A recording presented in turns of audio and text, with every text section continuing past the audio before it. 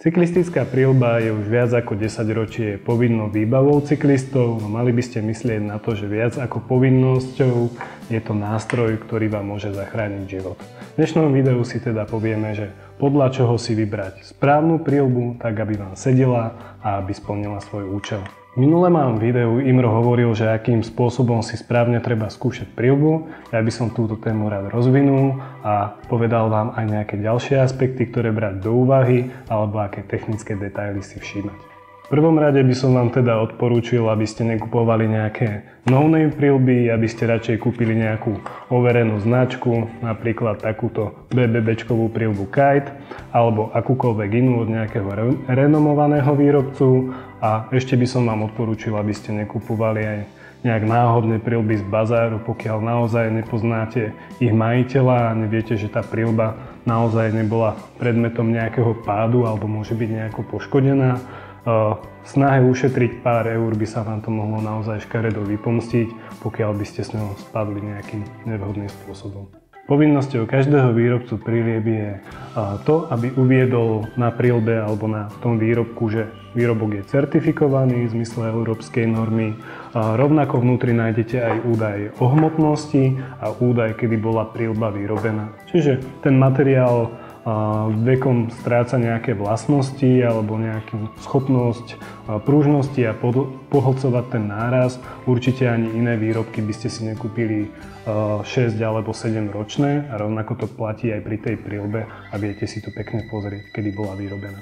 Cyklisti majú väčšinou tendencie šetriť gramy, kde sa dá, ale príľba nie je úplne vhodné miesto, že kde šetriť tieto gramy, a horská príľba by mala mať aj určitú hmotnosť, aby vás teda dokázala spoľahlivo uchrániť. Samozrejme, čím drahšia príľba, tým nižšia hmotnosť a dokonalejšia technológia. Pokiaľ je však príľba lacná a veľmi ľahká, tak to zaváňa akurát tým, že ju dokážete ľahko zničiť alebo že vás neuchráni vtedy, kedy vás ochrániť má.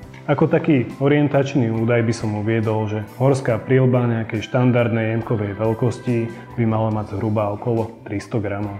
Čo sa týka samotného vyhotovenia príľby, určite by ste mali brať ohľad na to, aby sa príľba dala nastavovať jednou rukou. Čiže keď sú po bokoch také nejaké dve nastavovacie tlačidlá, tak to nie je úplne ideálne, pretože musíte pustiť riadidlá, keď tú príľbu si chcete popraviť alebo zosadnúť. Čiže vždycky je lepšie, keď naozaj máte iba takúto klikaciu, že jednou rukou si to dokážete povoliť aj nastaviť.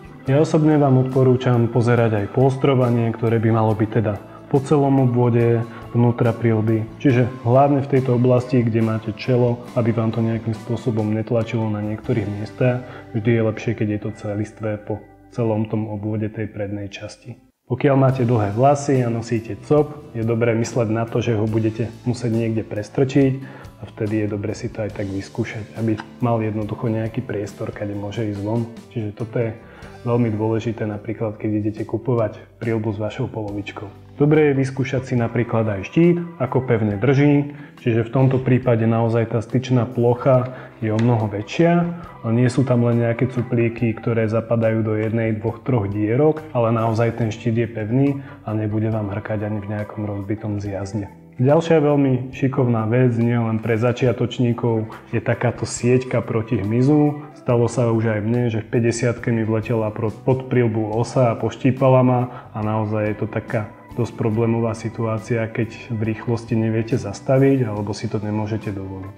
Čo sa týka samotného skúšania, tak ako už povedal Imro, určite treba príľbu skúšať tak, aby ste mali rezervu aj na strane teda voľnosti, aj povolenia, čiže nekupovať na fest ani pri najväčšom obvode, ani najmenšom. Ak neviete veľkosť vašej hlavy alebo nemáte možnosť vyskúšať si toľko prílieb, kľudne si požičajte nejaký krajčírsky meter. Nie je to vôbec žiadna hanba, je to vždycky lepšie, keď viete predávačovi povedať, aký máte obvod hlavy.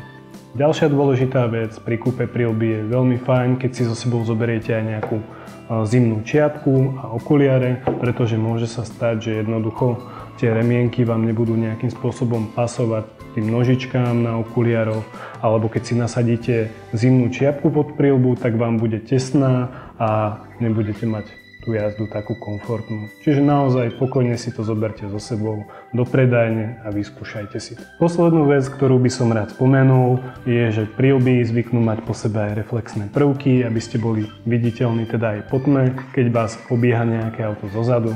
Čiže vždycky je dobré zvážiť, že či sa tam nachádzajú nejaké takéto reflexné nálepky, po prípade nejaká blikačka. Na záver by som teda ešte raz zopakoval, že hoci máte zákonnú povinnosť mimo obce nosiť príľbu na bicykli, tak hlavne treba mysleť na to, že ide o vaše zdravie a naozaj by ste si tú príľbu nemali vyberať nejako v rýchlosti alebo zbrklo, pretože bude chrániť vašu hlavu a to je to najdôležitejšie, čo máte. Čaute.